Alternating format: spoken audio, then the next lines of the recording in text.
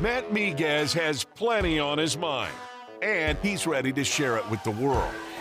It's time to hear the Miguez Mindset.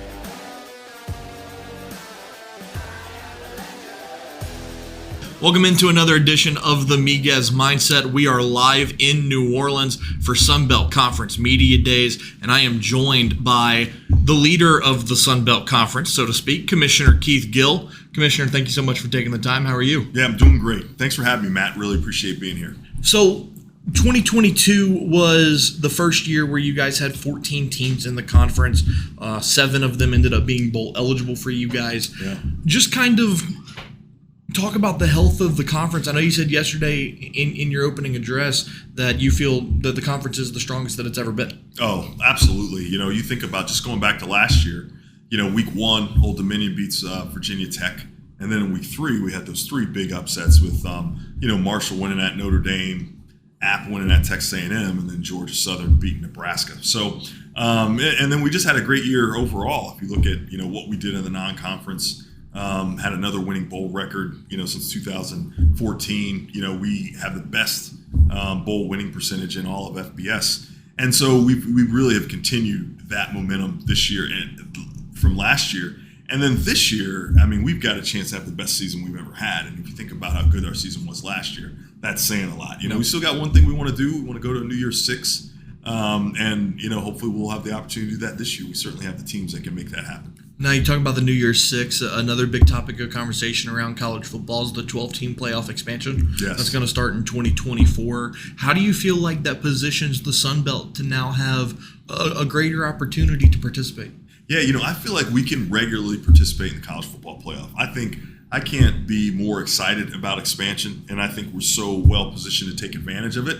And our goal is going to be, where the question each year is, which Sun Belt team is going to be in the CFP. We want to be in it regularly. We talk about it. It's going to be really important to us in that regard. So that will be our goal. And I think expansion is really good for us because it creates some opportunities. Now, there was a nice stretch for a couple of years where, the East was really tight in football, and then the West was kind of wide open. Mm-hmm. Now, both sides of the gauntlet are pretty tight. South Alabama and Troy had great years last year. Coastal, Marshall, James Madison. Mm-hmm. The health of the conference, especially from a football perspective, it's really high right now with the amount of competition. Yeah, I totally agree. One thing, I do think having a bunch of 500 teams is kind of the kiss of death for a conference. So you really want to have some elite teams. And then a strong middle. So, but I think we do, but it's going to be hard to win games. There's no question about it. Louisiana is going to be better. Mm-hmm. And you think about how they finished the year last year, certainly controlled their bowl game and certainly could have won if it wasn't for a couple of turnovers. So they're going to be better. You got South Al's going to be really good. Troy's going to be really good. Texas State's going to have a really exciting offense, and looking forward to seeing that. Butch Jones does such a great job at Arkansas State, and then how solid is Southern Miss going to be? So, Frank Gore Jr. coming back, QB, that defense, Coach Hall's done a really nice job. So it is going to be a really tough league because you can say all those same things on the East. East is going to be a bear, and the West is going to be a bear. So I'm really excited to watch it, and I think it's going to be an exciting season of football in the Sun Belt. What kind of progress has the conference made over the last year? Just looking at all sports, not just football. Louisiana goes to the NCAA tournament in basketball.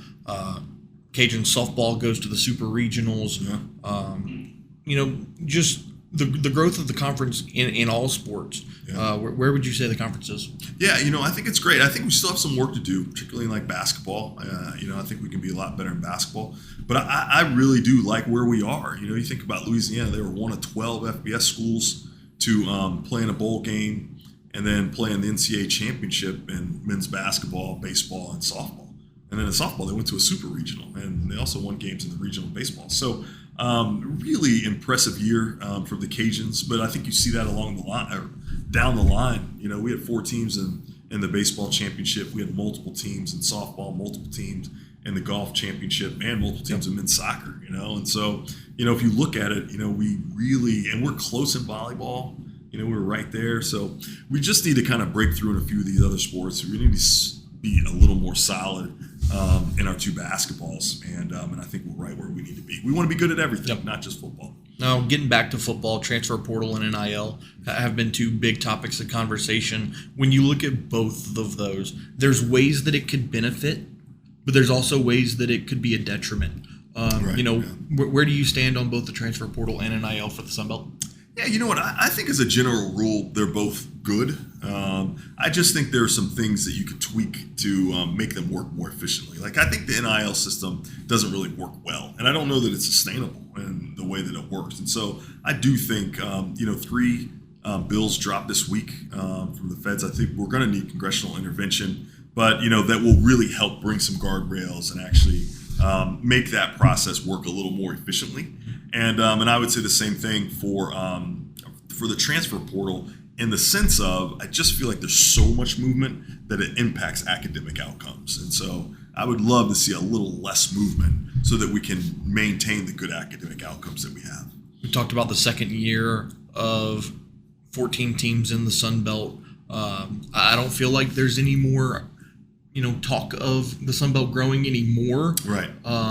But, conference realignment, you never know. But 14 is good for now? Yeah, I think, barring any kind of external event or something like that, we're really good with where we are. I really like 14. And actually, if you gave me truth serum and said, hey, if there was a number, what's the perfect number? I think the perfect number is like 12, for a conference, to be honest with you.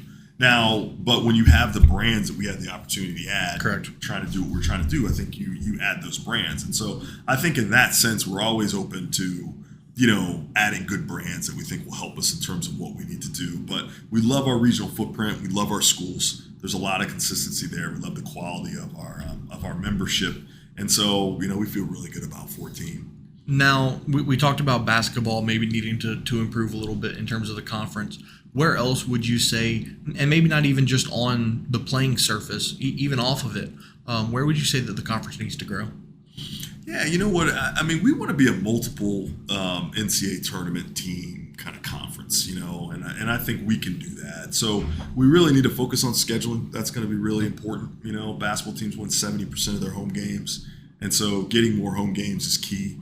We need to play the right kind of games. We need to try to have the best matchups we can. It's one of the reasons why we did the MAC Challenge, is working with the Mid-American Conference to get better games for us, get more home games for us.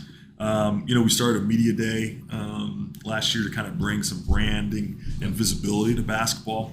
So I think it all boils down into, we need to win more games and try to get more teams in the NCAA tournament. There are all these series of small choices that you've got to make to take incremental steps to do that, and that's what we're trying to do right now. Now, obviously, New Orleans is a fantastic place to host football media days because of the proximity to the conference office, and obviously it's a great city with the food and the culture and whatnot. But you look at the NFL draft, you look at the SEC media days and a couple other conferences. Is there any talks of maybe moving media days to a different city in the footprint? What we've not had that talk, and actually we just re-upped for 2 more years in New Orleans, so we wouldn't be able to do it until after 25.